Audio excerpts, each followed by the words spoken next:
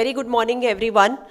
So I'm Dr. Aradhana Singh from Noida. I am Additional Director in Fortis Hospital, Noida. So after the very exhaustive and very nice, thorough talks of Dr. Manisha and Dr. Nidhi, let us discuss something about the postmenopausal bleeding. So, कैसे start हो? आगे कैसे हो? Changer दे दो. हाँ मुझे. ये दबाना है?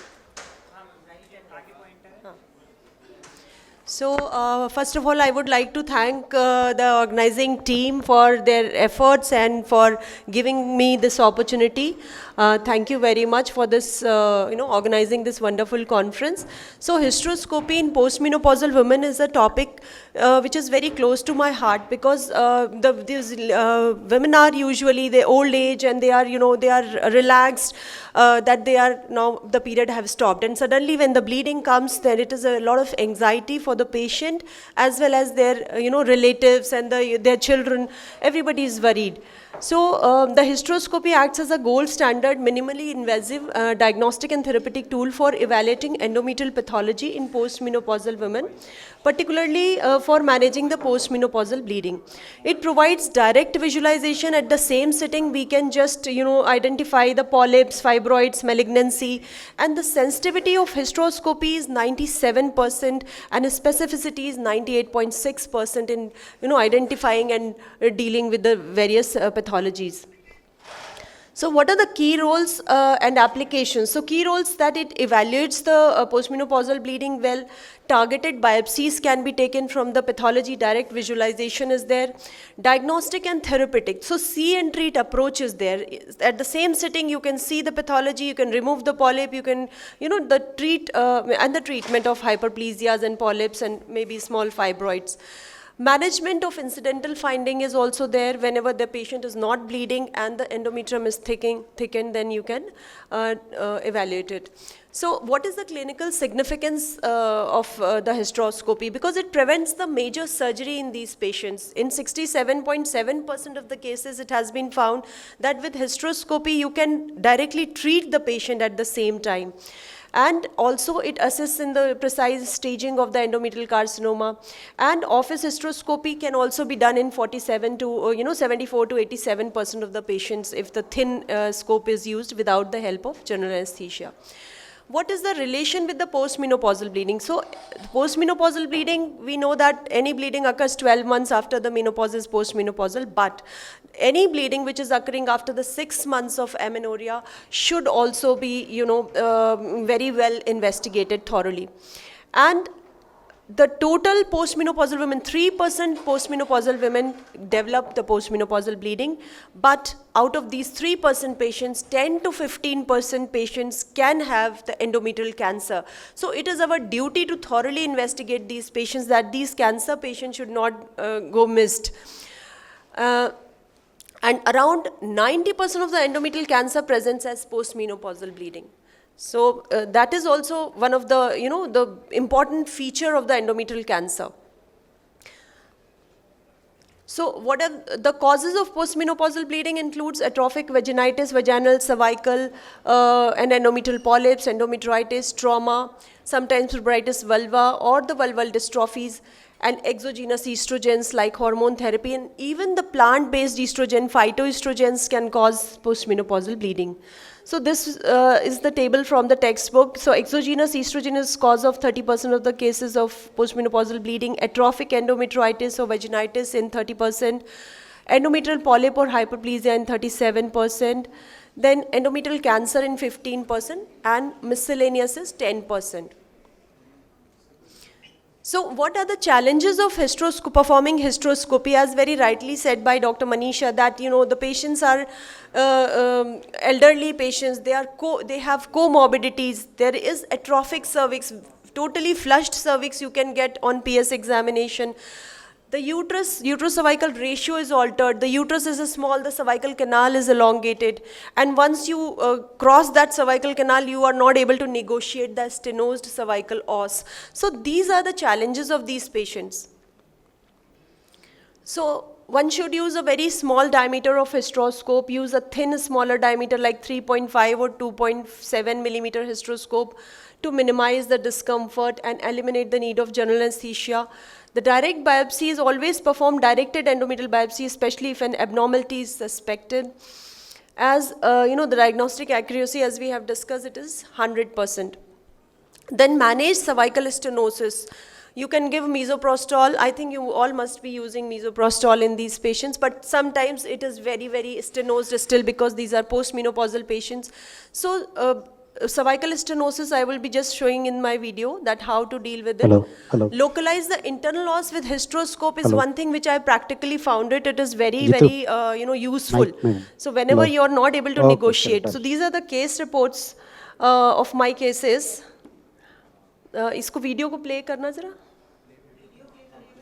प्ले कर देना इसको. So this was a patient, 60 years old with postmenopausal bleeding. ET was 6.1 mm. You can see that when I started, so you can see the long cervical canal. We are going inside, and then we are reaching the internal os, and then we can see inside the cavity. So the cervical canal was long and the cavity is very, very small. And you can see the bilateral osteas are seen very well. Nothing was found in this atrophic. It's just the hyperemic, anterior surface of the uterus was found. Otherwise, it is absolutely atrophic endometrium which was bleeding. Even the curatings were very minimal, and it came out to be benign endometrium. So this was the video to show how to negotiate the cervical canal. So this was again a 48 years old with postmenopausal bleeding. ET was just 2.6 millimeter, but patient was bleeding, so I did a hysteroscopy. Again, you can see the stenosed cervical os in the first picture. Then it was negotiated, and then there was very small polyp of 2.5 millimeter, and atrophic endometrium with the polyp was seen. You can see the endometrium is atrophic. This was a 55-year-old patient with postmenopausal bleeding. ET was 6.6 millimeter. And there was a polyp sitting at the corner and at one cornu, and it was adenomyomatous polyp with atypia. So these kind of patients should not go missed, like atypia should not be missed, cancer should not be missed. Again, this was a 62-year-old patient with the postmenopausal bleeding, small cavity atrophic endometrium. You can see the pale and atrophic endometrium. But once you do the hysteroscopy in these patients who are bleeding, patients are satisfied that there's nothing you have seen inside, and there's nothing. You can convince the patient and you can follow up. Again, this was a case of 6 millimeter ET, 58-year-old atrophic endometrium. You can see nothing is seen, a small cavity, bilateral ostia seen. This was a case of 68 years old, postmenopausal spotting. ET was 6.5, and on hysteroscopy, a polyp was sitting at the right cornu, and it was a benign polyp, and patient was treated in the same sitting. This was a 47 years old patient with postmenopausal bleeding. ET was 8.4 millimeter, and cystic changes were seen on hyperplasia. Cystic hyperplasia was diagnosed on ultrasound because there was cystic spaces. And can you see polyp somewhere here? So there was a polyp. The arrow in the first picture is showing a fundal polyp at right cornu, and you can sometimes, it is easily missed because of the bleeding and all. You can, if carefully you will see, then only you will be able to see the polyp. Otherwise, because of the bleeding, you might miss these polyps sometimes. And then this was the polypectomy, the picture of the polyp, and the patient was treated, and it came out to be a benign fundal polyp. So we have to thoroughly investigate the cavity. Again, this was a 60 years old with ET 10 millimeter, multiple benign polyps. You can see the multiple projections, and the patient was treated. This was again, the picture is little blurred, but in first picture you can see the pinpoint os. The black hole is seen, and that is the pinpoint os. This, this thing is going. Yeah, this is the os, you can see. And then keeping your hysteroscope at the external os, you can negotiate the internal os, dilate, and you can go inside. It is dilated well. You can go inside. There was vascular polyp, and it came out to be endometrioid adenocarcinoma. Again, this was a 58-year-old patient, ET 13 mm, 2.5 centimeter polyp with the vascularity. So sometimes ET can come 13, but the larger polyp can be found. You can see the calcifications are there. Here you can see the calcifications are there here. These are the calcification. These are indication that this might be a carcinoma. These are the large vessels you can see in this polyp. And it came out to be endometrial carcinoma. So whenever the ET is thicker than 6, then you have to be more careful. This is again asymptomatic patient, no postmenopausal bleeding, 9 millimeter ET, and there was a polyp sitting at the cornu, and this you can see this the vascular cornu, and it came out to be a endometrial carcinoma in this polyp. Rest of the endometrium you can see that it is atrophic. In the first picture also, and in this the rest of the endometrium is atrophic, but this polyp can be missed in this blind biopsy. And then when we did, it was an endometrial carcinoma. So this is the video. Isko on karna. यहाँ से. So this was the polyp removed because it was not able to, we were not able to remove it with the polyp forceps, so it was sitting in one cornu. So with the scissors it was removed, and we have treated it at the same sitting.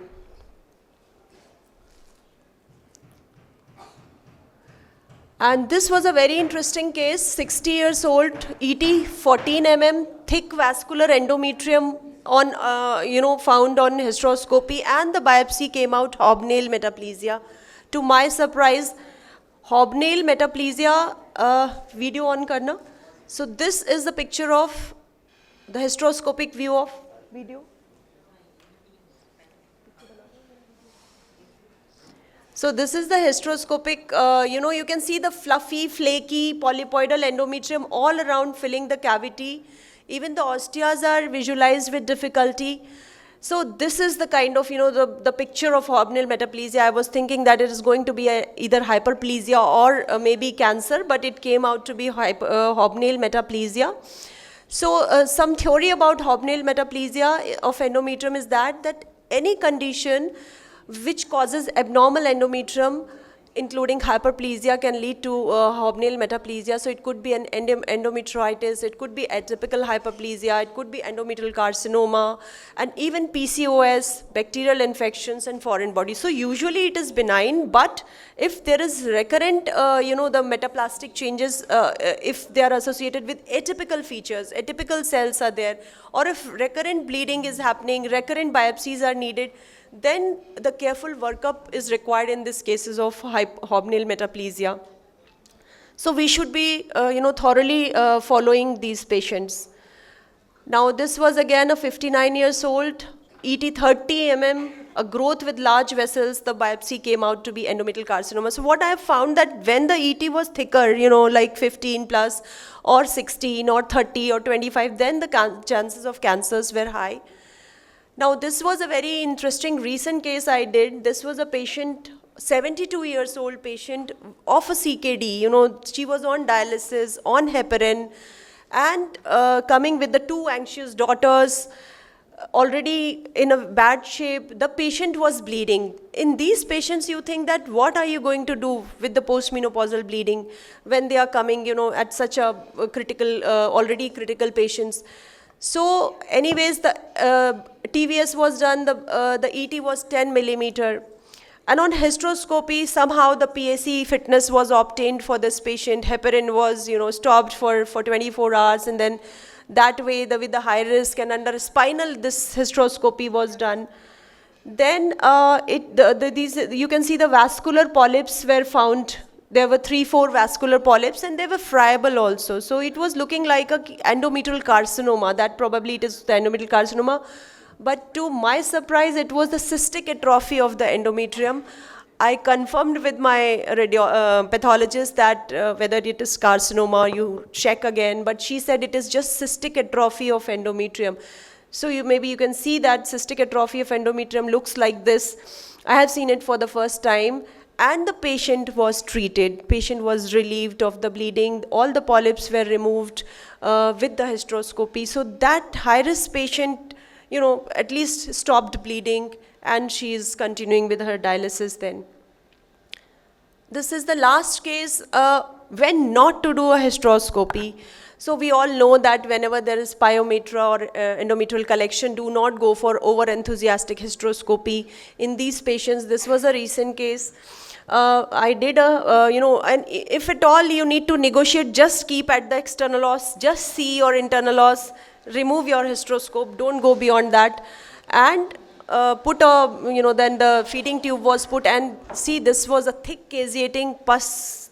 I would not even say pus to it, it was a caseating kind of thing, and the tuberculosis is coming positive, the bacteria, mycobacterium is coming positive in this Gene Expert Plus test, and the culture is still awaited for this patient. There was history of TB a long back treated.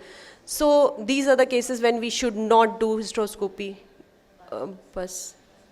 So that's the end of it, that it is a valuable tool, conclusive in assessing. One more thing. Yeah. So that's it. Thank you very much.